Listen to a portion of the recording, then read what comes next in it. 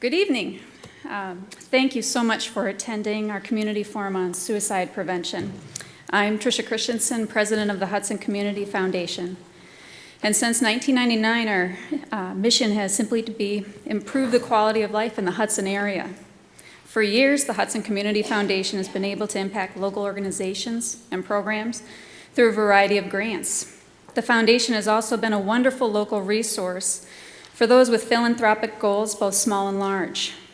More recently, the Hudson Community Foundation has taken on the initiative of improving the quality of life in Hudson through dialogue, civil discourse, and awareness about issues that our community is facing.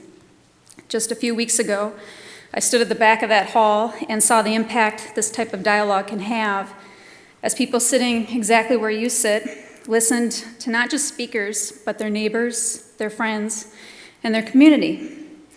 So I thank you for coming out tonight and for caring about the people in our community. The information you take away tonight could change a life. You could share it with someone after the forum, and maybe they could change a life. By just being here, all of you can improve the quality of life in Hudson. And in doing so, you help the Community Foundation in our mission. So again, I thank you for being here tonight. And with that, I'll introduce Meg Heaton, our fellow board member.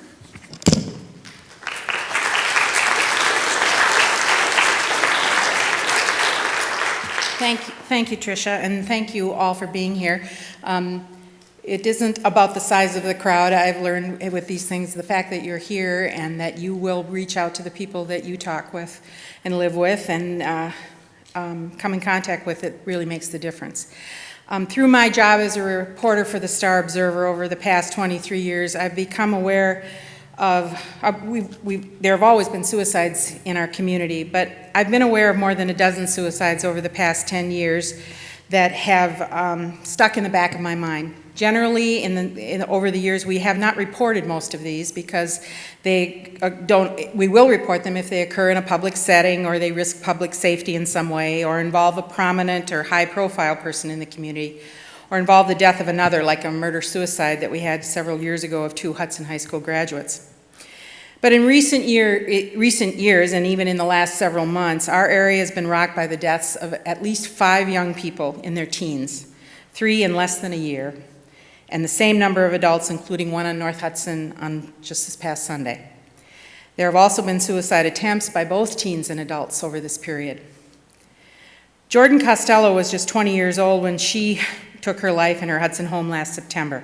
Her family, friends, teammates on the Hudson High School soccer team are devastated by her loss, as is the wider community, I've come to realize, who have found it all difficult to understand what went wrong for Jordan.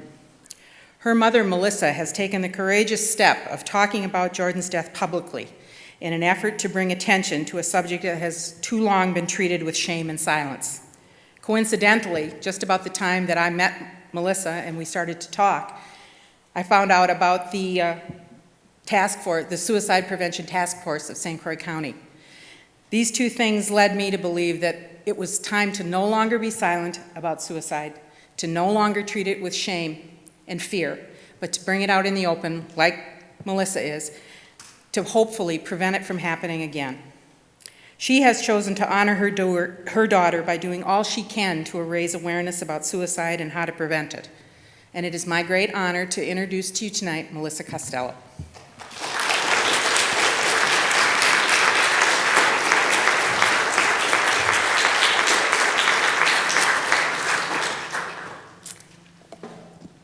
Good evening. I'm going to be honest, I don't usually speak in public, and it's one of my greatest fears, but I want to share my personal story of my loss of my daughter. So I'll begin with my immediate family consists of my husband Vince, my twin sons Jason and Joe, and my daughter Jordan. And I'm here today to share my personal loss of my daughter to suicide. So my story starts on January 17th, 1994, with my daughter Jordan being born, weighing 9 pounds, 9 ounces. Yes, she was a big baby, and she had to be in order to hold her huge heart.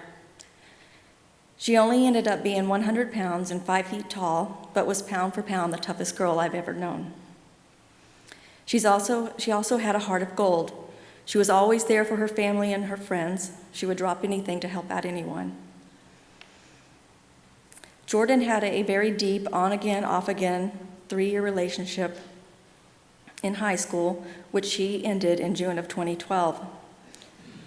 Also during this time, she was suffering from hives and was going to need another surgery on her foot. She had already had 2, so it was disheartening. She graduated high school and was trying to move on. She had a great summer with all of her friends, but then college started and everyone went to start anew. Jordan had decided to stay home and attend the University of Wisconsin River Falls. She wanted to be a nurse so that she could make sure patients were treated with kindness. I was unaware that Jordan was deeply depressed, even though we were extremely close. I knew she was sad, and we had talked about how she needed to put herself back out there and make friends at college and begin dating again. Jordan's depression was much deeper than I had realized. I believe she visited that darkness too many times and went into a tunnel she couldn't see her way out of. We shared some text a week before she passed, as I had been out of town. She texted me letting me know that she was not in a happy part of her life right now, and she was struggling. She said, "But you really are my best friend. You're always helpful to me and so sweet. You always know what to say or do. I love talking to you and knowing I can tell you anything. I would feel so alone without you. So if I'm ever in a bad mood or mean towards you, I'm sorry. I just really want to be happy again. I just don't want you to ever think I don't appreciate you because I think you're not only the most amazing mom, but woman as well. You're my biggest inspiration, and I'm so blessed to have you. I love you with all my heart, Mom, and I don't know what I'd do without you." And not really understanding the deep depression, I replied to her, "I know you are struggling. I wish I could make it all go away. I love you, and I'm praying for you. It is very tough to go through this pain. It's part of life, and everyone goes through it at some point. You will meet someone who is worthy of all that you have to give. I'm always here for you. I hurt with you and love you more than I can express." I was also unaware of the statistics of suicide and that it can impact anyone, even a family full of love. I wish I could have understood the effects of depression and how suicide can play into that. If I could go back and know what I know now, I would ask Jordan directly if she was thinking of hurting herself. I think if I had asked that question, Jordan would still be here today. I would also be more open with Jordan about life struggles and my experiences. I protected her from as much as I could. But maybe if I had shared more openly, she would have understood that life is full of ups and downs, that we go through peaks and valleys, and that we learn and grow from those experiences. My daughter hung herself on September 17th, 2012, in her bedroom. I'm the one that found her. I screamed, and my sons came up to see what was wrong, and I'm so sorry they had to see this horrific event. They both helped get her down from the closet and called 911. After that, it was just a big blur. I couldn't believe this was real. How could this happen to me? My family had to plan a funeral. I always thought we would be planning her wedding. I will never have grandkids from her. I will never celebrate another Mother's Day with her. I remember bringing her home from Ocano Funeral Home. We had cremated her. And I said to my husband, "I cannot believe we're bringing her home in a box. I will forever be changed. A piece of me is missing." She left us 8 notes, which is not usually the case for suicide. While the notes are comforting, they don't answer the question why Jordan chose a permanent solution to what was likely a temporary problem. I'd like to share my letter that she left to give you a sense of who Jordan is. Mom, I am so extremely sorry for putting you through this, but I couldn't be strong any longer. I have been unhappy for a long time, and I would find ways to be distracted, but I couldn't do it anymore. I want you to know that I could not have a better mom. You are amazing and so good to me. I'm sorry I did this to you. I need you to be strong without me now. Think of the good times we had. Know that I am safe now and can't be hurt while in God's care. I can't imagine how hard this must be for you. I'm crying already because I don't want to hurt you, but I don't want to hurt anymore either.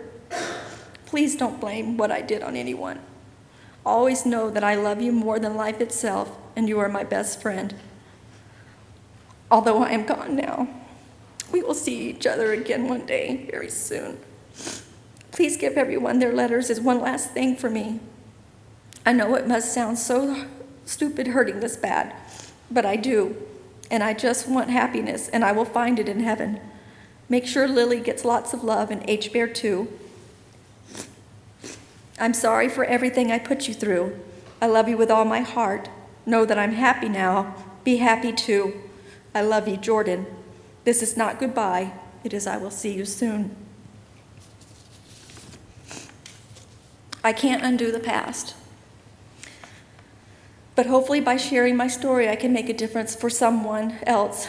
She asked me not to blame anyone, so I honor that request and live with love in my heart. This is how I will honor her memory. My hope is that through education and awareness, those suffering with a mental illness will be prompted to seek help. Most Americans remain unaware that suicide is a national health problem.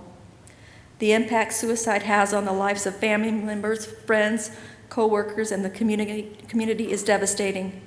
It is also my hope to ensure that parents and teens are educated on the symptoms of someone contemplating suicide and know how to handle if they or someone they love suffers from depression. I'm glad to be part of the St. Croix Suicide Prevention Task Force and that they have allowed me to share my story in hopes of helping another family not go through the deep pain my family is enduring. I would like to thank my family, my friends, Jordan's friends, especially Mackenzie, Katie, Leisha, Haley, and Drew, along with my coworkers and the Hudson community for their support. Thank you.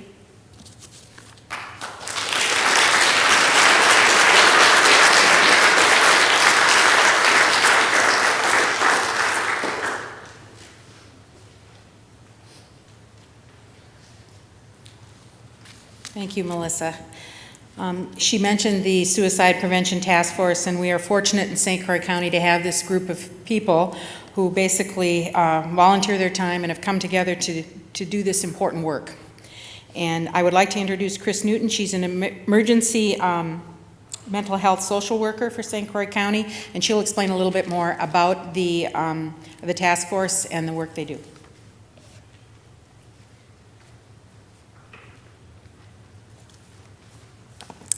Hi, thank you all for coming. I just wanted to give you a little bit of a background on the Suicide Prevention Task Force of St. Croix County. Meg mentioned that I work for St. Croix County, but we're all here because the task force is comprised of a number of different individuals from the community, not just from St. Croix County as employees itself. It's comprised of school district members from the greater community, mental health agencies, healthcare providers, community members, law enforcement agencies, churches, and veteran organizations. As you've heard tonight, suicide impacts the community on a whole greater level. Melissa, your speech was very moving, and thank you so much for sharing. We acknowledge that when a suicide death occurs, it ripples throughout the entire community. Therefore, it's our belief that suicide awareness and prevention efforts cannot be the sole responsibility of one single entity, but rather must be done using a multi-systematic approach. For that reason, the Suicide Prevention Task Force of St. Croix County seeks to embrace community members of St. Croix County in efforts to prevent future suicide deaths. And I just want to share some of the things that this task force has been active in so far. To date, the Suicide Prevention Task Force has been active in local communities on a variety of levels, has worked toward upholding the mission of promoting awareness and prevention of suicide and mental health, along with reducing stigma that is so oftentimes attached to suicide and mental health concerns. Other notable accomplishments include developing a partnership with the Mental Health Task Force of Polk County as part of the Garrett Lee Smith Grant, a federal grant aimed at youth suicide prevention. The Suicide Prevention Task Force will be doing a youth suicide prevention initiative in September of this year within the school districts of St. Croix County. Applying and obtaining the Suicide Awareness Week grant through Mental Health America of Wisconsin. Grant money will be used to host the first annual 5K Hope Run held on September 14th in conjunction with the New Richmond VFW Post 10818. We've had educational booths at the St. Croix County Fair and the Halos of Hudson events to promote educational resources to community members. Training of over 200 community members as QPR gatekeepers in an effort to help community members recognize suicide crisis and prevent future suicide deaths. Keisha and Patty, who will be speaking here soon, have talked with a number of different entities about QPR, including St. Croix County's Public Health Department, Workforce Development, Northwest Connections, which does our emergency mental health crisis services for St. Croix County. And we'll be talking more with St. Croix Central Schools and their staff, and we'll have all of their students grades 9 through 12 trained in QPR by this fall as well. We had back of the door campaign posters placed in bathroom stalls at the St. Croix County Fair to spread awareness and provide resource numbers to those contemplating suicide. Maybe you folks saw them when you were at the fair this year. Restricted access to lethal means campaign. Distribution of free gun locks to community members in an effort to address the rising use of firearms and suicide deaths. We've developed collaborative partnerships with the New Richmond VFW Post 10818 in an effort to address the increase in veteran suicides in St. Croix County. And developed collaborative partnership with the St. Croix Valley Restorative Justice Program to continue to provide support to those who have experienced a suicide death. I'd like to welcome Willie Graves from the VFW Post. He's here to talk about some active things he's been doing in terms of veteran prevention for suicide.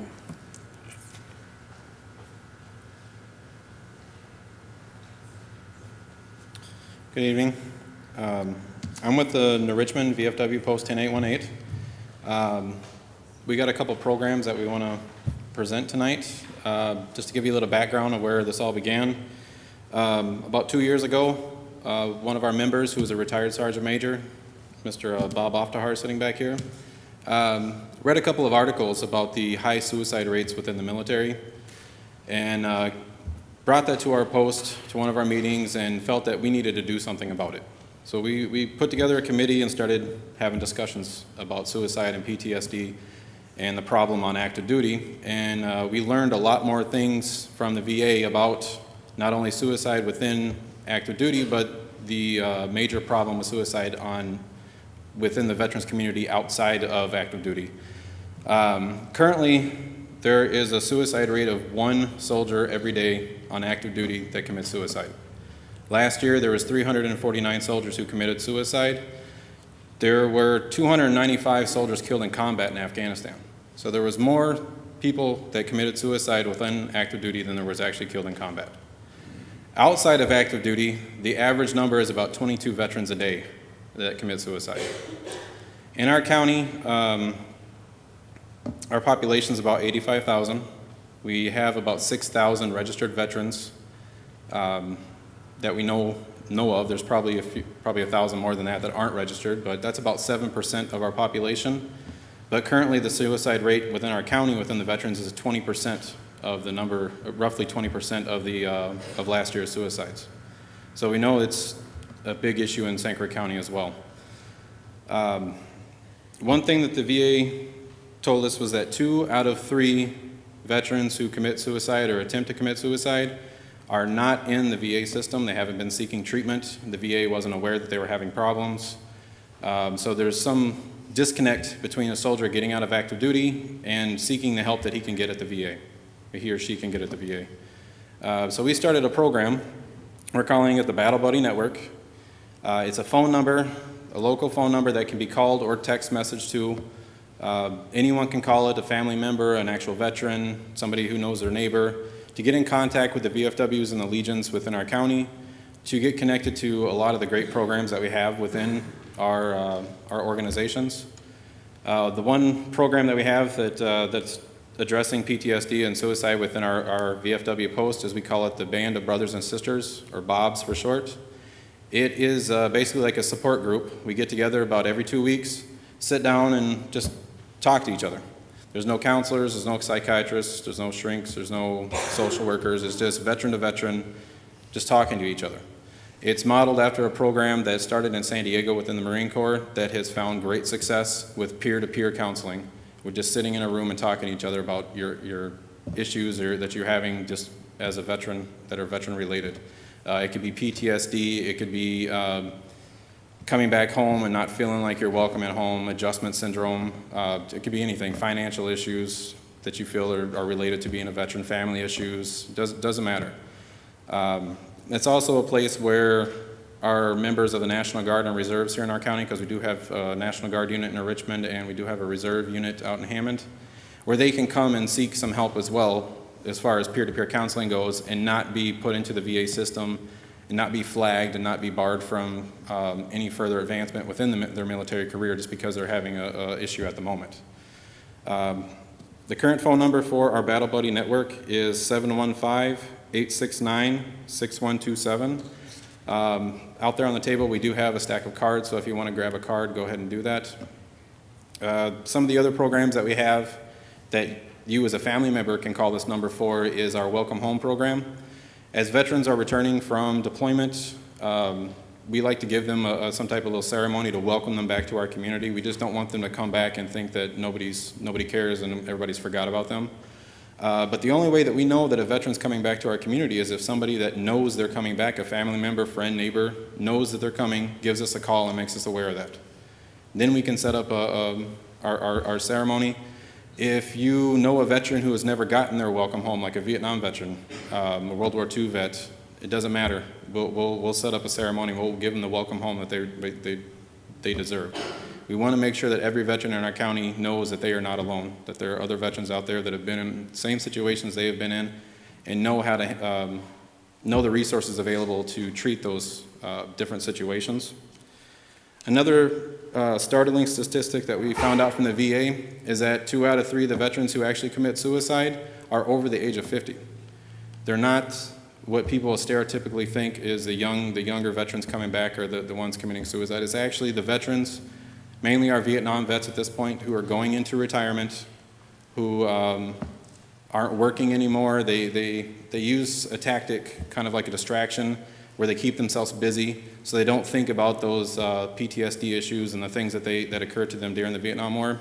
They retire, they get to relax, they're not thinking about work anymore, they're sitting around in the backyard and all those thoughts start coming back to them, and all those issues that they drove down and tried to bury with work and things, they're still there. So they're coming back, and a lot of those guys are still having issues.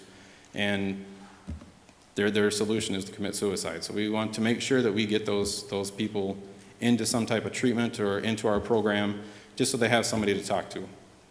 Other things that can be addressed is we do know some resources where people can get financial support, like one-time small payments to help them locally when they're having rent issues or things like that. We want to try and help people through their problems. A lot of people have temporary problems that overwhelm them and they decide to take that permanent solution, and we want to tell everyone that there are resources out there to help these veterans through those temporary problems. There's many different problems out there, there's many different solutions for it, and we as a veterans organization know a majority of them and where to find them and who to contact to get a hold of those. If you know a veteran that's on active duty and they're hundreds or thousands of miles away, you can also call our number and we know who to contact and how to the channels to go through to make sure that we contact their command so they get the help that they need from far away too. So that one veteran that's committing suicide on active duty a day, that could also be prevented by family members who have contacted them and think that something's wrong. They can tell something's wrong over the phone. They can contact us and we can get them the help that they need as soon as possible. If you guys have any questions, I'll be here after the briefing tonight. So.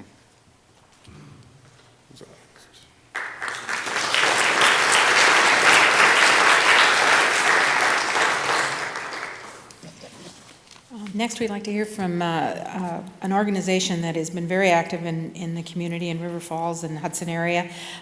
Restorative Justice has been helping families and friends deal with those who have died by homicide, suicide, auto crashes, accidents, drug overdoses, or any unnatural death. And unfortunately, we've had more than our fair share of those in the area recently. So Chris Miner would like to talk to you about what they offer.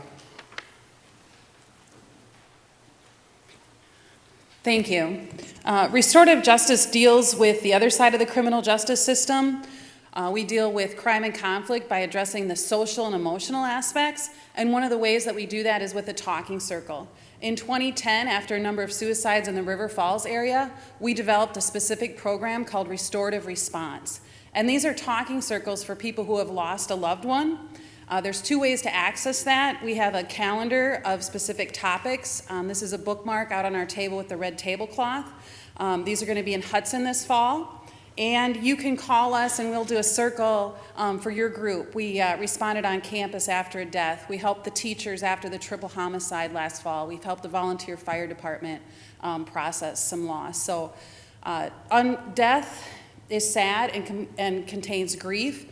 Unnatural loss, death that it's sudden and preventable and outside the life cycle because parents are not supposed to bury children, that comes with complex issues. And those oftentimes have to be addressed to help the person get through the cycles of grief. So it's preventative because when people have lost someone tragically, they're at risk for coping mechanisms that might include addiction or mental health. And so we provide support by the talking circle process, which works really well.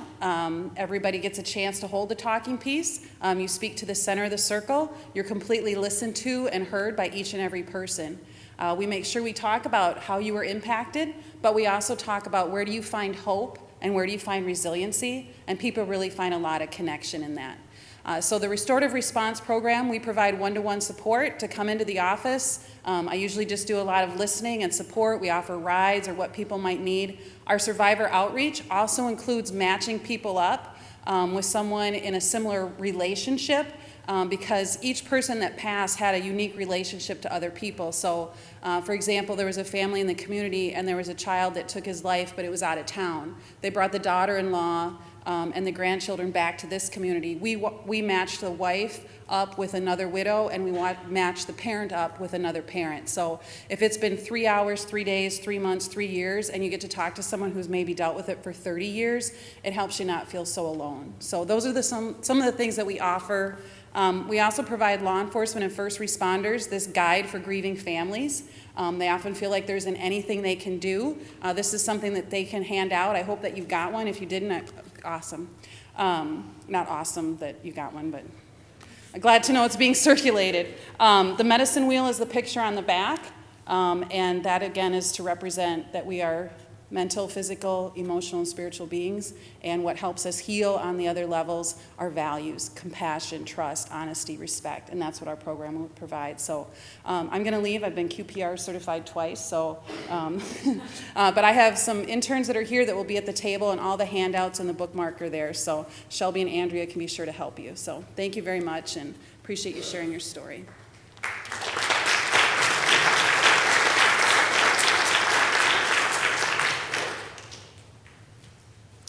I'd like to welcome Keisha Marson from St. Croix County and Patty Schachner from St. Croix County, who are very active in the QPR training. My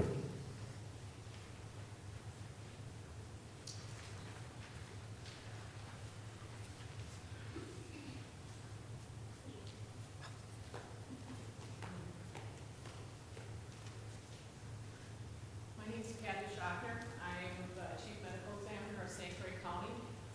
Keisha and I, when we first had our first meeting and discussed a need for some sort of suicide training or group, it was because every time there was a suicide, I would contact mental health and we would, just figure out, were they getting services, were they not getting services? And we realized there was a lot of people that had, could be served, but it needed to be beyond our job. We needed to get the community involved. And what we found out is suicide is not a problem in the home or a problem in the school. It's a community thing. And we as a community need to get involved. And if we all get involved, then we can help because suicide is preventable.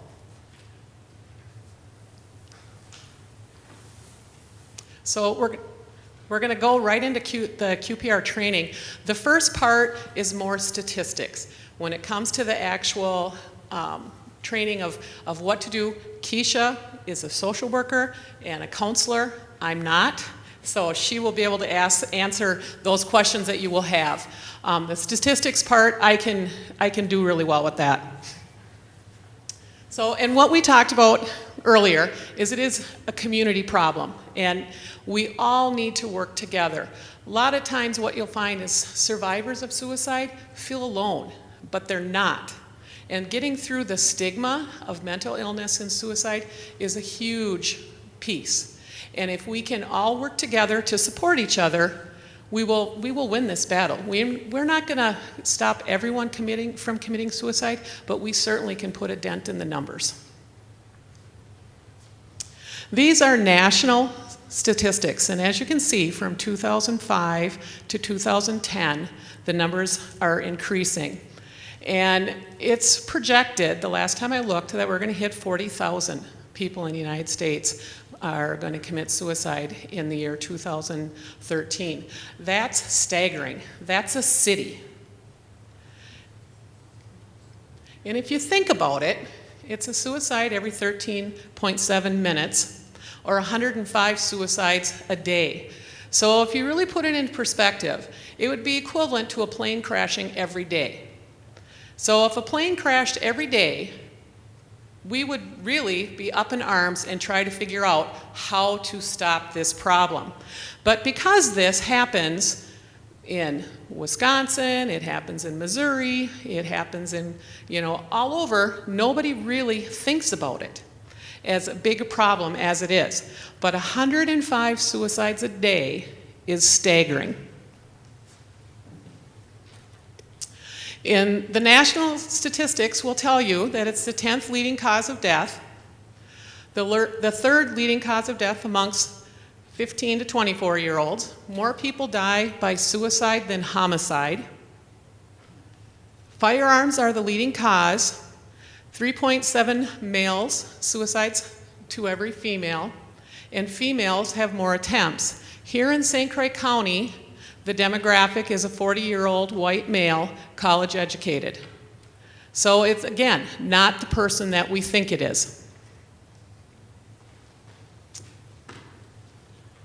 20% of the people who have committed suicide have attempted at least once before. And for every death, there are 25 attempts. Ages 15 to 24, for every death, there are 100 attempts. So if you just think about that and the numbers of people that are attempting. And 65 and up, for every death, there are 44 attempts.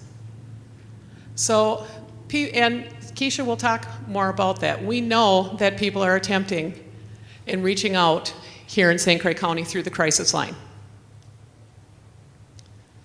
It's estimated, and this is, we feel, a slight number. It says 6 survivors for each suicide, but we know it reaches far further than that. It affects an entire community when a suicide happens. The ripple effect is huge.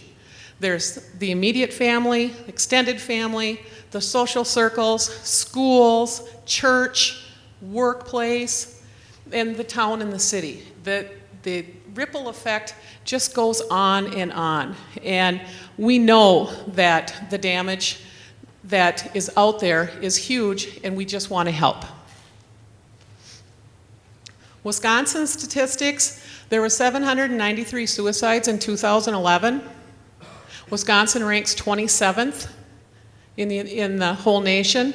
We have a 13.9 suicide rate. The national average is 12.4. 45% are done by gun, and males are in the increased risk. And ages 15 to 24 and 45 to 54 are the highest ages that are at risk. These are our numbers, and as you can see, the numbers went up, and I am happy to report that the numbers did see a decrease. So we know that getting this training out there is working. It's just we need to get more and more people trained. I would also tell you that in 2007, through our office, the medical examiner's office, there were 0 suicides in St. Croix County. So in a short amount of time, we went from 0 to 18, and we need to get those numbers down. Youth and suicide, nationally about 4,500 kids commit suicide every year. It's the 3rd leading cause of death for 15 to 24-year-olds. It's the 2nd leading cause of death of 12 to 17-year-olds, and it's a rate of 1 suicide per every 2 hours. That's a huge number. And again, males are at increased risk. 29% of these kids actually talked about it to somebody. 35% have been diagnosed with a mental illness. 21% had a previous attempt. And 15% were part of the Youth Risk Behavior Survey. How many of you are familiar with that? So it's a very important piece of information that the schools have. And you know, it can be utilized. So how do we prevent the deaths? And Willie already went through this. For us, we believe that, like cancer, depression can be fatal, but it also can be treated. And we're here to talk about the ways that it can be treated. 60% of the people who die by suicide have experienced depression. All of us, at one time or another, have probably experienced some sort of depression. But it's that long, deep, agonizing depression that most of us don't know what it's like. Those diagnosed with depression are 20 times more at risk for suicide. Women suffer from depression twice as much as men. And depression is the most treatable of all mental illnesses. 80 to 90% respond favorably to treatment. So that's what's so important. There is help out there, and we can help people that are feeling depressed. Number 1 is access. Number 2 is finding out that they are depressed. And no matter what, stigma is the big thing. We have to get rid of the stigma of mental illness. I also work at the Somerset School District, and you know, kids, teenagers, well, I always say I have the grandma effect, so the kids come to me and talk to me, but it's like, if your knee was hurt, you would go to the doctor. If you're depressed, you need to talk to someone and you need to go to the doctor. Well, I don't want to be on medications. Well, if your knee needed surgery, you'd get it fixed. Oh, I never thought about it that way. We have to start talking to people about fixing themselves. And what's the best answer? Alcohol and suicide. 96% of alcoholics who die by suicide continue to abuse the substance up until the time of their death. Alcoholism is a major factor in 30% of all completed suicides. And 7% of those with alcoholism die by suicide.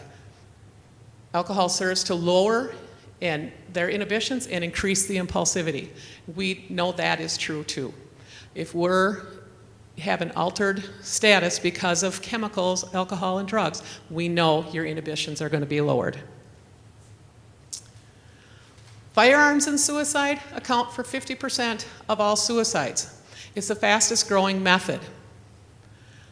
In homes where guns are present for the purpose of hunting or protection, 83% of the deaths were the suicide was resulted by someone who did not necessarily own that gun. The gun was in the house, but they might not have been the necessary gun owner. Firearms are used more in suicides than homicides. So we're here to make a difference.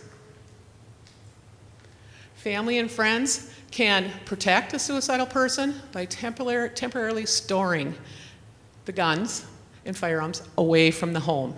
How many people know people that have guns in their home that are not locked up? You know, raise your hand. I mean, we know people that do that. I know, I see a lot of them. I go to houses all the time. And, you know, guns are out in the open. It's our right to have guns, and we don't think about other people using your guns. Well, if it's your gun and your grandchild comes in and they're depressed and they always know that you have a gun that's unlocked, you know, it's your responsibility to keep those guns out of there and keep yourself safe. Some storage facilities, police departments, gun clubs, and gun shops will store guns for you. If off storage isn't an option, locks, and Keisha will talk about locks later on tonight, and keep the ammunition out of the home or also in a lockbox. And don't put the key next, you know, in the community key jar or key cup in that. Have that key somewhere else. So now Keisha will start talking about the gun safety. I'm Keisha. I'm a social worker with St. Croix County Behavioral Health. I'm also a mobile crisis worker for St. Croix County, so I respond out in the community when there's a high risk of suicide or a threat of someone's safety. And I'm going to actually do my presentation from over here because I cannot stand because I have an injured foot, so I'm going to be sitting right over here. But so one of the things that our task force has come into are some gun locks through a grant, and like Patty said, firearms are the #1 means of suicide nationally. So what we need to do is have a culture shift from gun safety to gun control. A lot of people think we're trying to take people's guns from them. That's not the case. We've worked with Polk County closely, and they've actually been very successful in getting kind of their restricted access to lethal means into their local gun clubs, and they'll actually hand out gun locks at their events. And so one way I describe it is that culture shift is we already do a number of safety things. We, you know, put our kids in car seats, we lock up our houses at night, we lock our cars, we don't leave expensive items in our cars where someone could break in. We wear life preservers, we put smoke detectors in our home, and so forth. And most people are pretty good about keeping hazardous medications from their children and locking those up. So we asked, why not gun locks? It takes 15 seconds for someone to undo that gun lock. That's 15 seconds more that someone will actually have the option to think about whether this is the choice they want to make. As I'll talk about in a little bit, there's that ambivalence right up to the moment where someone does decide to take that final act, and so these 15 seconds buy that person some extra time to truly think about it. At the table and outside and in the back, we do have free gun locks. Feel free to take as many as you want. We just ask that you fill out the little data card, ask for basic demographic information so that I can send them down to Kenosha County where we got the gun locks from. And there's also a brochure that goes with the gun lock, so feel free to take that as well. So QPR, it's an evidence-based, nationally recognized suicide prevention training. Polk County is using this. They have done well over 40 presentations in their community school districts. We have 3 certified QPR trainers on our task force, Patty, myself, and another counselor from St. Croix Central Middle School as well. QPR stands for Question, Persuade, Refer. Dr. Paul Quinnett developed this and, really wanted to be pretty simple and memorable, so we kind of equate it to CPR, and that the skills are very, very same in that you learn basic life-saving skills, recognize a medical emergency like you would a suicide crisis, and implement your life-saving skills until EMS can get there. So just a couple basic things about suicide. It's always multi-determined. There's never one single cause to suicide. It's usually a culmination of several things, and we'll talk about those in just a moment. Suicide prevention must involve multiple approaches. Patty spoke to that, Kristen spoke to that. It can't be the responsibility of any single agency. It has to be done on a multi-level. And for that reason, we have various community members on our task force representing various agencies. Most suicidal people do not want to die. There have been studies done for people who have attempted suicide by jumping off the Golden Gate Bridge and have survived, and the one thing consistently that they will say is they did not actually want to die, they wanted the pain to end. Ambivalence exists up until the moment of death. We talked about that with the gun locks. When we reduce the risk factors and increase people's protective factors, the reasons for living, you reduce the risk of suicide. So why QPR and why we chose this route?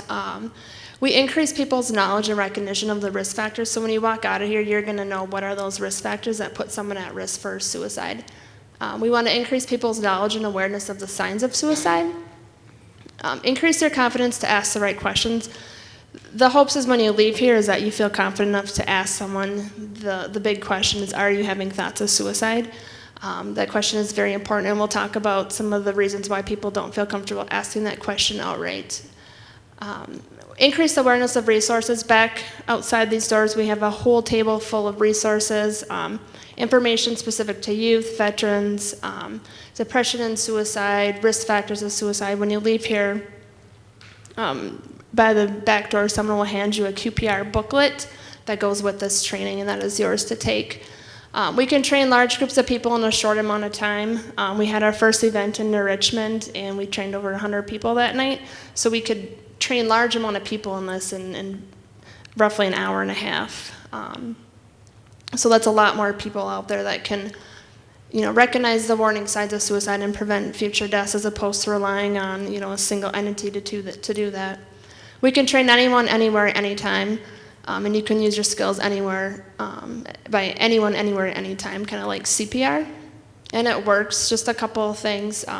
The research behind this is that for every 13 people trained, one life is saved. So it's pretty effective.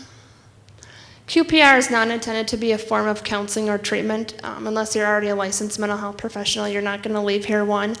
And QPR is intended to offer hope through positive action. So some of the reasons why people don't want to ask that very important question, are you having thoughts of suicide, or even wanting to get involved even though they might have an inclination, are some of these myths and facts which this training helps to dispel. So one of the myths is no one can stop a suicide. If it's going to happen, it's going to happen. That's not true. If people are in crisis and get the help they need, they will probably never feel suicidal again. Again, it's that hope piece. Confronting a person about suicide will only make them angry and increase their risk. So it's the whole myth that if I ask you, I plant the seed, I'm going to upset you, then you're going to do it. That's absolutely not true. Working in the community, doing suicide assessments and being called to scenes where people are actively having suicidal thoughts, I ask that question, are you having thoughts of suicide? And I'm a complete stranger, just walked into the room. It's met with nothing but utmost relief, lots of tears. They're just relieved that someone's finally put a name on what it is they're feeling. Kind of like I said, it lowers someone's anxiety and opens that door for that conversation. Doesn't matter if you're a stranger or you've known this person for 10 years. Only experts can prevent suicide. Absolutely not true. Otherwise, our task force would not be doing what we're doing. We believe that, much like CPR, anybody can use these skills and get people to the help that they need. Most suicidal people keep their plans to themselves. We also know that not to be true. Most people who are contemplating suicide communicate their plans roughly within that week before they die by suicide. Those people who talk about suicide don't do it. So there's also this myth that if someone's going to openly talk about it, we're not going to take them seriously. We need to take every threat, every inclination of any threat of suicide very, very seriously. You never know when it could be that one. There's kind of a side note. A lot of people talk about, especially in our youth population, they want to fit in and they don't want to violate the relationship of their friends. And what we're seeing is a friend knew about this other friend who may have been contemplating suicide, and they kind of swore each other into a secret pact, and they don't want to tell anyone. That's not a secret that you want to keep.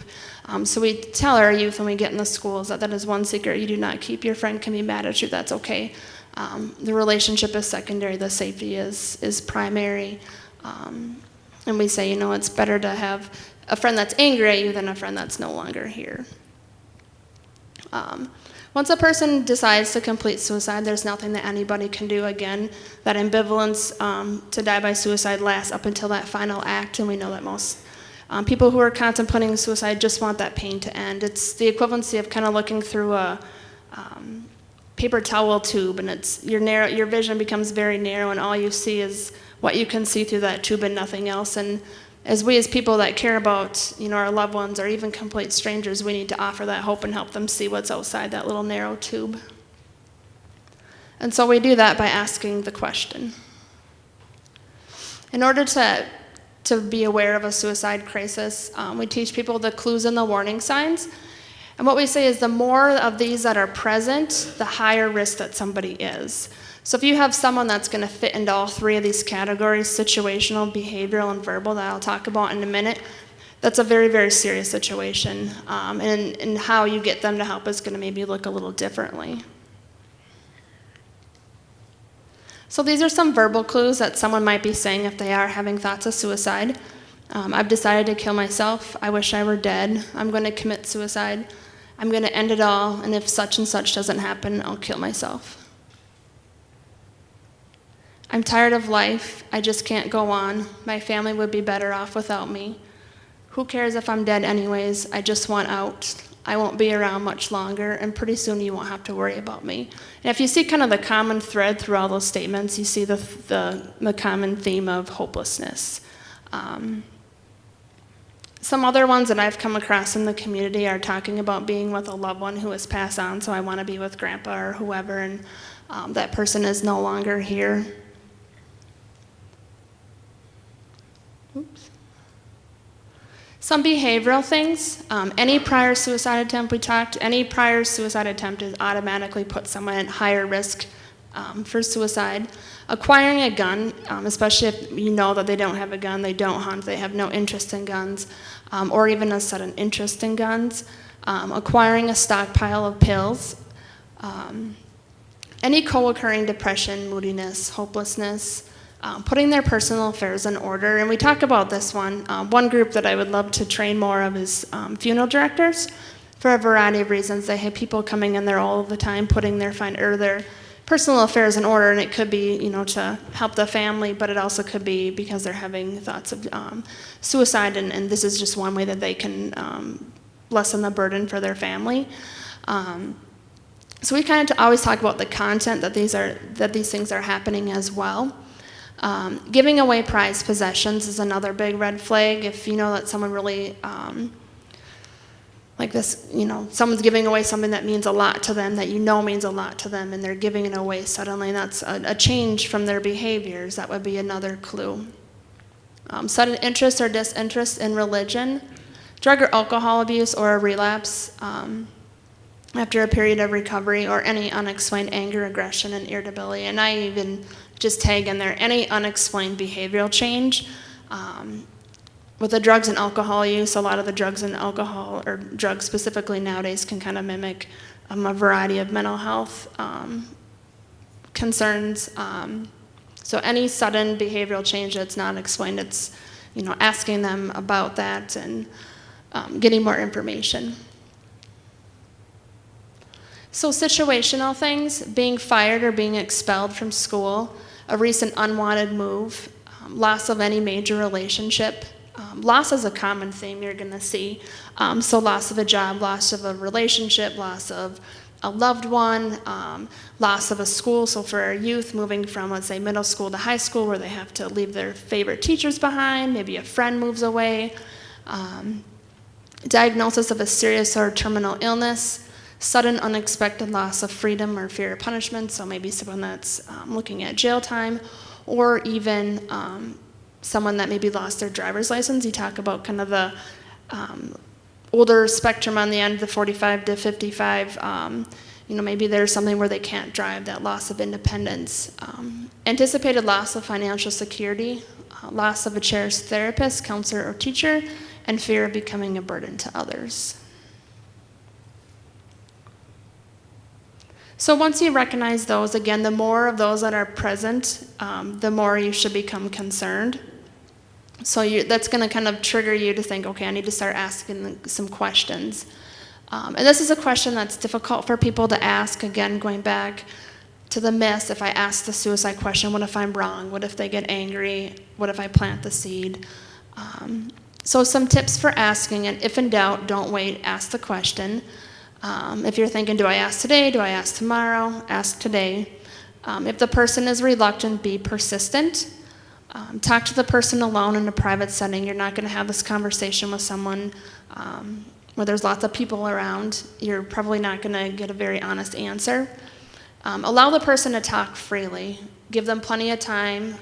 Approach someone if you have concerns and I'm going to ask this question, approach them in a time where you don't have to get to a meeting in 30 minutes. And telling them, well, I have 30 minutes, tell me what's going on. That's going to close that door for any sort of communication, and you're going to miss your opportunity to help them.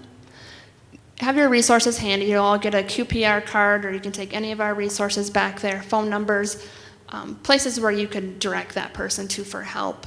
And remember, it's how you ask the question is less important than you ask it. A lot of people are afraid of, well, what if I ask it the wrong way, or what if I screw it up? It's better that you ask. We say that it's the unasked questions that lead to tragedy. So there's two ways to ask the question, depending on your level of comfort. You can either be less direct or more direct. So some examples on how you could ask that question: have you been unhappy lately? And you can follow up with, have you been very unhappy lately? And have you been so unhappy lately that you've been thinking about ending your life? Or do you ever wish you could go to sleep and never wake up?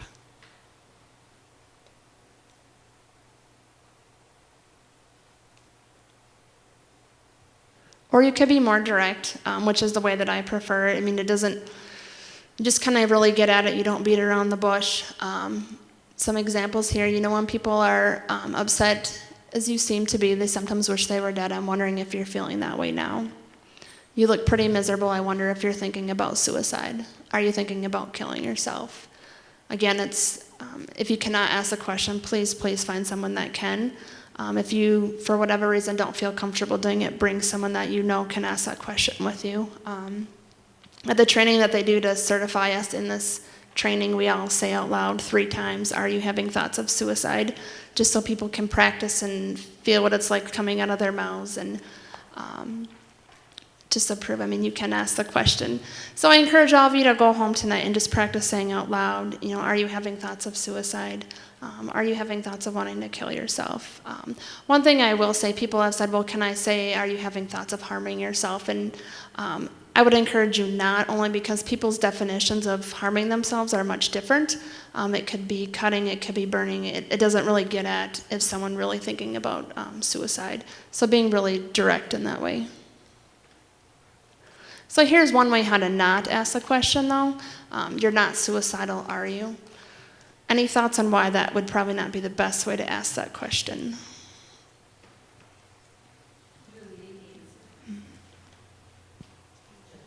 Judgmental.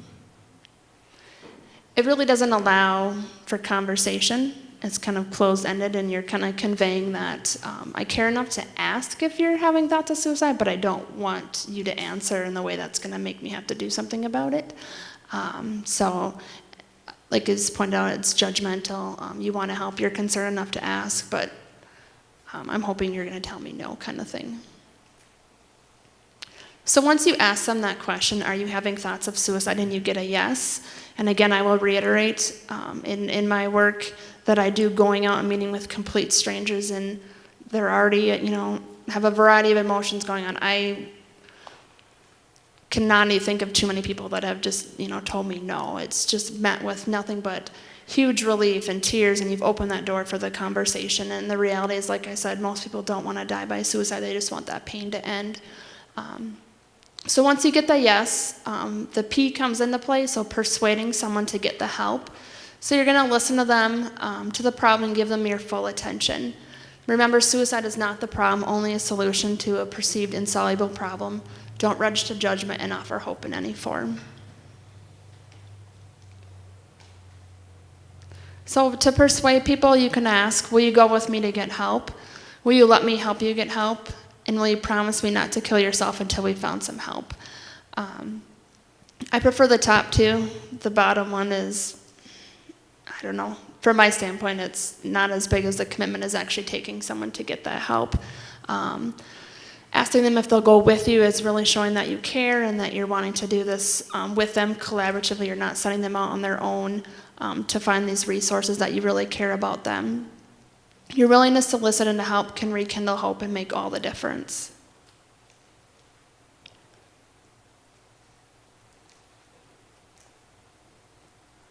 There we go. So once you've persuaded someone to get the help and they said, yes, I'll go with you, you need to know to where to refer them. And again, the whole theme of hope. So most people that are suicidal don't think that anybody can help them. They think that they're the only one in this, the only one experiencing this.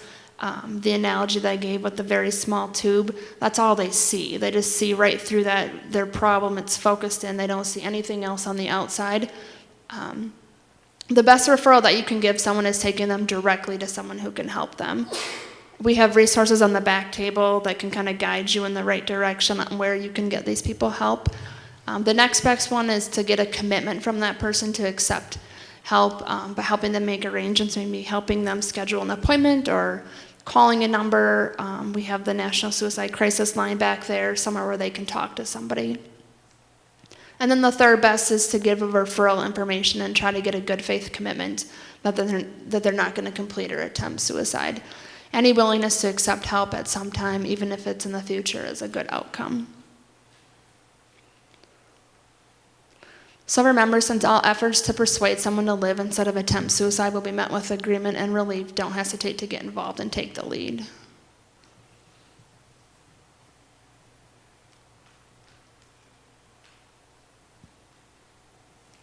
There we go. For effective QPR, say things like, I want you to live, I'm on your side, and we'll get through this again, offering hope that you're going to help them get them through this. Get other people involved. See if there's anybody else that they would like to involve in this. Do they want to contact a family member or a friend, someone they feel more comfortable with? Brother or sisters, always ask first though. Sometimes people may feel comfortable talking to a stranger or a coworker, but maybe they don't feel comfortable getting their family involved quite yet. So you always want to make sure and ask their permission.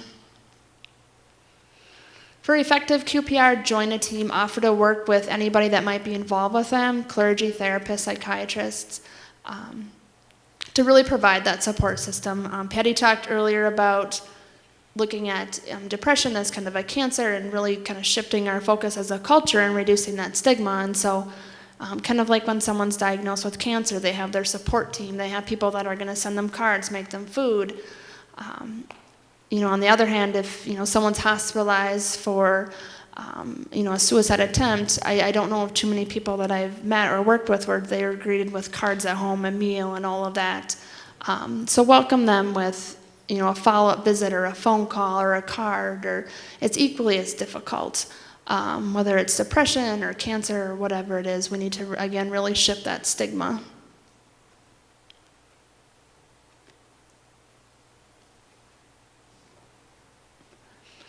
So remember, when you apply QPR, you plant the seeds of hope, and hope helps prevent suicide.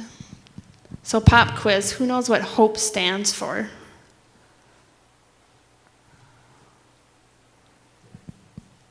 Nobody? Except our front row, who's already heard this. So HOPE stands for Hold On, Pain Ends. I did not come up with that. But I think it really speaks to our whole mission of instilling that hope. The pain is temporary. We can deal with those problems.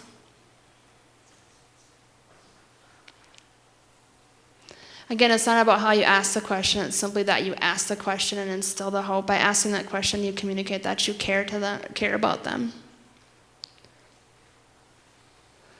So these resources are available to all of you in the back table. They're actually on a yellow sheet of paper. There's another yellow sheet of paper that has kind of more expanded information for both St. Croix and Pierce County.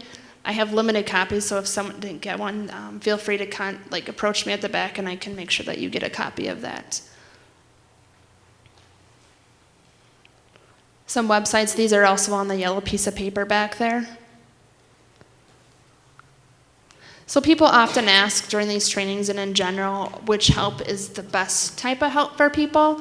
And so I just kind of throw this out there. People get concerned, well, what if I have concerns that they're not willing to get help? or what if this person has this, this, and that. So I kind of just broke it down. If someone, and you ask the question, they're having suicidal thoughts and that they have no plan or no method, that's someone to still be concerned about, but that's a lot different than the person at the bottom who's having suicidal thoughts. They have a plan on how they're going to do it. They have a method to do that, and they have access to that method. So that's the person with suicidal thoughts, has a day picked out, has a method, and has access to that. That's the person where if they're refusing to go with it, you're probably going to want to call law enforcement. That's very high risk. So if people have additional questions about that afterwards, I can answer that, but that's kind of a breakdown on the level of severity. Suicidal thoughts are concerning, but if someone's openly talking with you about those and you guys can help them get help, looks much different than the person on the bottom. So ways that you can get involved here in St. Croix County, you can get involved with our task force. Back at the table, there's a piece of paper where you can put your name and your email address if you want to get our meeting minutes. Right now our meetings are the second Wednesday of every month at 4 o'clock. We are holding those at the Richmond Community Commons in the Senior Center room.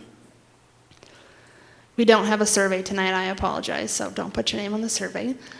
You can speak with a member directly. All of us up here in the front row, and there will be people back at the table. You can ask us specific questions.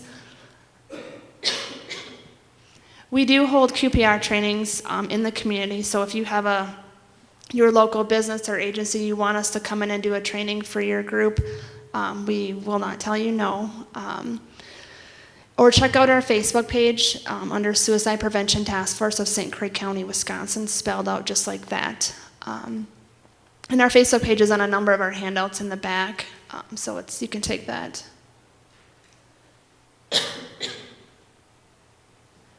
And I just think this quote is fitting for the work that our task force has already done in this community and will continue to do. Never doubt that a small group of concerned citizens can change the world. It's indeed the only thing that ever has. Just a special thanks to Westfields. They have sponsored some of our QPR books, the Lakeview Foundation as well. St. Croix Valley Community Foundation for the financial sponsorship, community education in Richmond, our VFW post in Richmond, the Mental Health Task Force of Polk County, Prevent Suicide of Wisconsin, and then the Charles E. Cooley Foundation. That's where the gun logs came from. And that is it. We do just a couple things. We have the resources back there. We, as Kristen had noted, we are having the Hope 5K run/walk into Richmond. We have registration forms at our table if you're interested. And I don't know if we want to open for questions. And we also have a video that was put on by the Richmond high schoolers and their suicide prevention week, I think, from last year or the year before. So I don't know. Sure.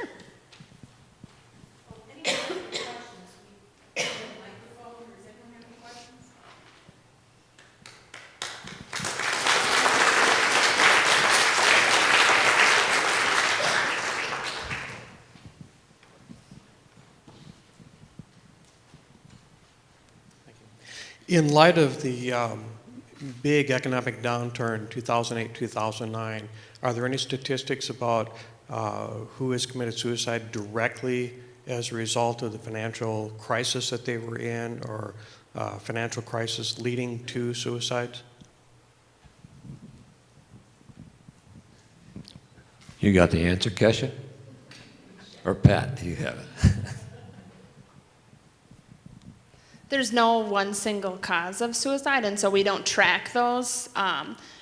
Maybe on the medical examiner side, they maybe track the method. I'll let Patty speak to that, but doing assessments in the community, it's largely a culmination of things. The loss financial absolutely comes up.